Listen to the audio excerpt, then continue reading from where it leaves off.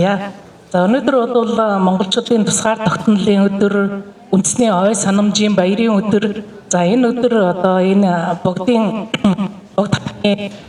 бүгдийн одоо нандин үзүүрүүдийг одоо хадгалж байгаа үндэсний номын санд та бүхэнтэйгээ дахин нүүр учирж мэдлэлж яваад маш их баяртай байна. За ингээд юу яагаад миний PowerPoint-ийг хаана хадгалсан бол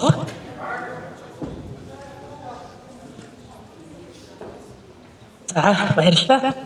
За тэгээд энэ баярын сайхан өдөр та бүхэнд нэг цөөхөн хэдэн зүйл яриа гэж бодож байна.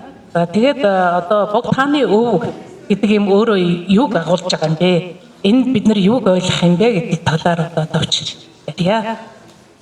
За 1911 оны 12 сарын 29-ний энэ өдөр бол монголчууд тусгаар тогтнолоо де факто буюу өөрөө өөртөө тунхаглан зарласан ийм өдөр юм аа.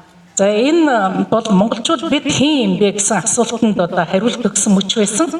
За 200 гаруй жил харийн одоо харийн иргэшэл доор байсан тэр зүйл иргэшэл байх үедээ сэтгэлдээ тээж явсан тэр итгэл найдвараа одоо биелэлээ олох ийм чухал өдөр байсан юм аа. За тэгээд энэ нь ямар ач холбогдолтой юм бэ гэхээр энэ бол үндэсний ухамсар, за сашин соёлын ойлголт, төрийн уламжлал гэсэн гурван зүйл нэг цэгт огтлсон онцгой мөч байсан юм аа. За энэ утгаараа бол энэ өдөр бол монголчуудын ой санамжинд үеийн үед одоо оршин тогтнож явах ийм зүйл юм аа. 1911 оны үндэсний эрх чөлөөний хувьсгал бол Монголын түүхэнд зүгээр нэг төр солигдсон тухай асуудал бол биш юм байна. Энэ бол маш их өргөн хүрээтэй, цар хүрээтэй өнөөдөр Монгол улс оршин тогтнож байгаагийн одоо ихлэл болсон. За тэр одоо үйл явцын хамгийн хүнд хүчээр хамгийн анхны одоо үйл явцыг амжилттай хэрэгжүүлсэний үр дүн байсан юм аа. Энэ үед одоо бог таан бол одоо хууль ёсны төв, шашны дээд шүтээ, үндэсний эв нэгдлийн бэлэгдэл болсон. Энэ гурван институцийн үүргийг бол нэгэн зэрэг хүлээх болсон цорын ганц субъект байсан.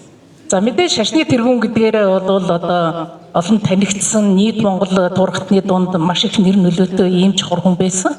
За харин одоо халах монголчууд бол түүнийг одоо эзэн хааныхаас хинтэд залсан нь бол түүнийг одоо төрийн хууль ёсны одоо нэг субъект болгосон ийм үйл явдал байсан. За энэ бол зөвхөн одоо хувьсгал ёсон халах монголоор хязгаарлагдахгүй. Энэ бол одоо нийт ар Монгол, нийт одоо Монгол үндэстний одоо эвлэл болсон ийм чухал үйл явц байсан юм аа. За тэгээд чууд энэ тусгаар тогтнолоо бол өөрсдийн уламжлалт соёлын хилээр бол цунхагласан. За түүхэн ухамсарын шийдэл байсан. За энэ үеийн одоо 1911 оны 12 сарын 29-ний үйл явдлыг одоо ажигласан гадаадын судлаачид бол монголчууд Чингисийн үеийн ирэмгээ зоригтой монголчуудаас юу ч үлдсэнгүй бүх үйл явц бол шашны далбаан доор явлаа гэж одоо шүүмжилж бичсэн зүйл бол байдаг. За гэхдээ мэдээж шарын шашин бол Монголд орж ирж хэдэн зуун жил одоо монголчуудын оюун санааг нэгтгэж чадсан. За оюун санааны нэгдлийг хангаж чадах ийм одоо төвшөнд бол хүрсэн байсан. За тийм учраас бол мэдээж аливаа түүхэн үйл явдал бол тухайн үеийнхаа түүхэн ухамсарын төвшөнд бол хийж явагддаг ийм зүйл. За тийм учраас бид нар бол түүнд одоо тийм хатуу шүүмжилттэй хандах нь бол одоо төдийлөн бас зохимжгүй. За гагцхүү түүхэн бодит байдлыг бол үнэн зөвөөр нь ойлгох нь бол бидний хувьд одоо маш чухал үйл явдал юм аа. За өнөөдөр бид нар одоо тааны өвийн тухай асуудал одоо анхаарлаа хандуулах хэрэгтэй. Та бүхэн саяын одоо үзэгсэлэнд тавигдсан шилмэл үзвэрүүдийг бол үзлээ. За нийт бог тааныг одоо жанж халсны дараа ардын засгийн газраас түүний өв хөрөнгийг одоо битүүмжилж тоолж авсан байдаг. За тэр үед бол 200 гаруй ном судар байсныг бол тэмдэглэсэн байдаг.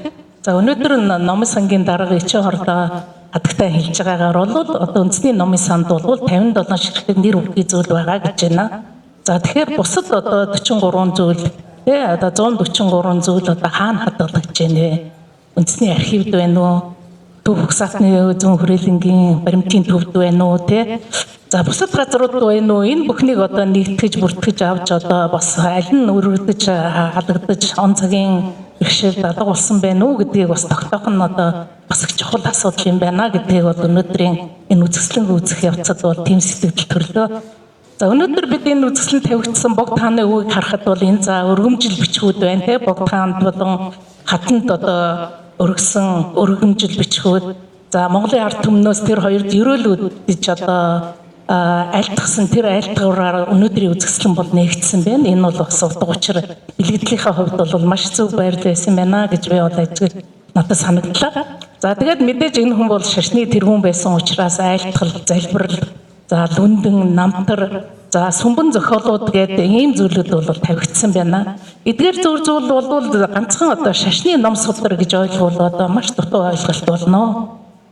Энэ бол эд бол одоо төрийн үзэл санааг агуулсан байгаа. Энэ судар бичгүүдэд төрийн язгах тухай Монгол ухаан, буддийн ухаан бол шингэсэн байгаа. За мөн ёс суртахууны хэм хэмжээ байгаа. За Монгол хүн одоо ямар ёс суртахуунтай байх хэвээр, ёс суртахуун алдагдвал ямар зөвүүн цаг ирдгийг те. Гэт одоо богдын одоо өөрийнх нь одоо бичсэн ном зохиолууд хүртэл одоо энд байгаа. За тэгээ мэдээж энэ бол бичгийн соёл те. Монголчуудын одоо бичгийн соёлын маш том өв бол энд татгалагдчихэ. За тэгээд энэ бүхэн маань бол оюуны тусгаар тогтнолыг бидний оюуны тусгаар тогтнолыг илтгэж байгаа ийм баримтууд юм аа. Тэгэхээр энэ бол одоо давхар утгыг агуулсан соёлын цогц өв юм гэж одоо бид нар үзхэн зүйтэй болов. За өөрөөр хэлбэл бог тааны өв бол төр, шашин, соёл гурвын уулзар дээр бий болсон Монголын оюуны код юм байна. Өөрөөр хэлбэл бидний сэтгэлгээний одоо түүхийг кодлсон ийм зүйл одоо гэж орчин үеийн үгээр хэлэх юм бол ингэж одоо илэрхийлж болох юм аа. За эдгээр нь бол одоо гадаадын ямар нэгэн одоо бэлэг юм уу тулгын шаардсан зүйл биш. Харин өөрсдийн оюун ухаан, ухамсараас урган гарсан үнэт зүйл юм байна. За энийг бол бид нар ингэж ойлгох хэрэгтэй юм аа. За тэгээд бог тааныг ярих тоолонд бид нар бол тусгаар тогтнол гэж юу юм бэ? Тусгаар тогтнолын бэлэг тэмдэг нь яаж бүрэлдсэн юм бэ гэсэн ийм санааг, ийм асуулт бол зайлшгүй тавигддаг. Яг дүүхээр маш олон түүхийн ном зохиол одоо бас хүмүүсийн дандаа түүхэн үйл явдал дуртаад байдаг. Гэтэл тэр түүхэн үйл явдлыг чинь цаана ямар утга санаа агуулж байгаа юм бэ гэдэг талаар бид нар бас ярьж яхан зүйтэй гэж бодож байна. За тэгээд одоо монголчууд бол тусгаар тогтнолоо зарлахтаа тий өөрөөр 11 оны цагаатан гахаа жилийн өвлийн дунд сарын шинийн 9-ний өдөр өнөөдөр бол бэлэгцэн өдөр байгаа. За энэ өдөр бол бат оршил үлдсэн тий. За бат оршил гэдэг бол бүгдгийн нэн одоо насан бат оршихыг одоо ерөөдөж бэлэгддэг ийм зүйл. За тэгээд одоо шар торгоор өргөмжил бол үлдсэн. За хатан хоёрт бол хийсэн. За доор бол хатанд өргөсөн өргөмжлийн үе бол байлаа. За тэгээ ёслол бэлгэдлийн тогтолцоогоор бол илэрхийлсэн энэ бүхнийгээ. За тэгээд өөрийн соёлын хэлээр төрөө бол тунхагласан гэж одоо бид нар ойлгох нь зүйтэй. Тэрнээс биш одоо дан шашны зам үдээр явчлаа гэж буруутгах биш. Энэ бол өөрийн соёлын хэлээр төрөө тунхагласан ийм хэрэг байсан. За өнөөдрийн ойлголтоор бол эдгээр нь үндэсний легитимчлэлийн баримтууд буюу төр ёсны зөвшөөрөл батламж юм байна. Өөрөөр хэлбэл төрийн легитим зарчим гэдэг бол нийтээрээ хүлээн зөвшөөрсөн байх зарчмыг бол хэлдэг. Тийм учраас энэ өдөр бол нийт монголчууд нийтээрээ хүлээн зөвшөөрж бүх монгол хүний магнатины баярлж байсан ийм үйл явц мэдээж хүрээнд энэ үйл явдал болж байна. Баруун Монгол юу болсон талаар бол Бүрдүков бол маш тодорхой тэмдэглэсэн байдаг. Хүрээний зөв рүү одоо харж цайс үнийхээ дээжийг өргөж хүч зулаа асааж ингэж Монголын төр оршин тогтнох болохгүй гэж залбирж ирсэн гэж Бүрдүков бичсэн байдаг. За саяхан Ерөө гол дээр байсан одоо Карнакова тэ нөгөө Карнаков гэж нөгөө суурингийн байгуулсан тэр юм бүсгүйн бичсэн юу тэмдэглэлийг сая Охнон Бацаахан бас эргэлтэнд оруулж. За тэрэн дээр бол бас Ерөө голынхан сэлэнгийнхэн одоо маш их баярлсан байна. За тэр өдрийг маш их бэлэгдсэн хүн бүхэн одоо баяр баясгалантай. За хэдийгээр одоо ямар нэгэн тийм ёслолын үйл ажиллагаа яваагүй ч гэсэн одоо хүн бүхэн хамгийн сайхан одоо цагаан сар болж байгаа юм шиг дээл гоёлоо өмсөөд маш их сэтгэл хангалуун эдээ будаатай тэг сайхан тэмдэглэсэн гэж Карнаковоос тэмдэглэсэн байдаг.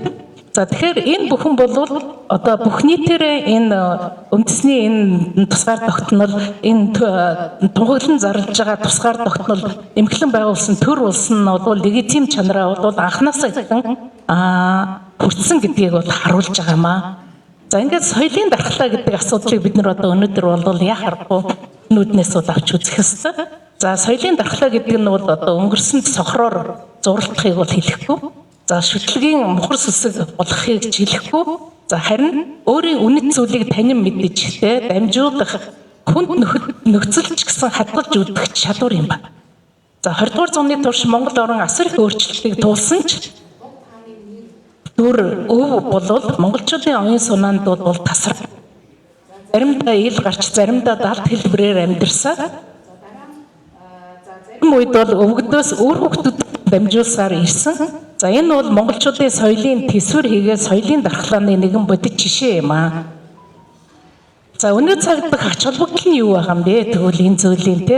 За өнөөдөр бид бог тааны өвийг одоо шүтэн төдийхнэр бүс, музейн үзмэр төдийхнэр бүс, харин үндэсний ой санамж, соёлын төсвөр, за түүхэн ухамсарын их сурвалж гэж ойлгох хэрэгтэй.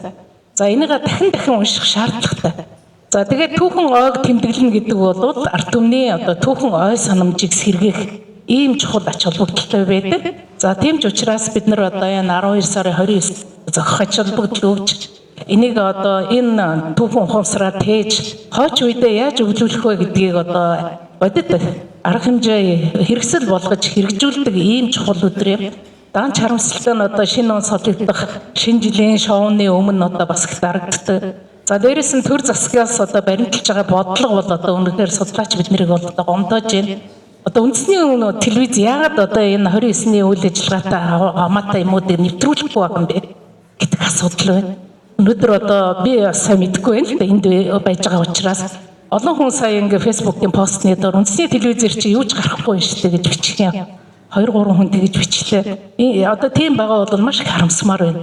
Ийм баймааргүй байна л да цааш.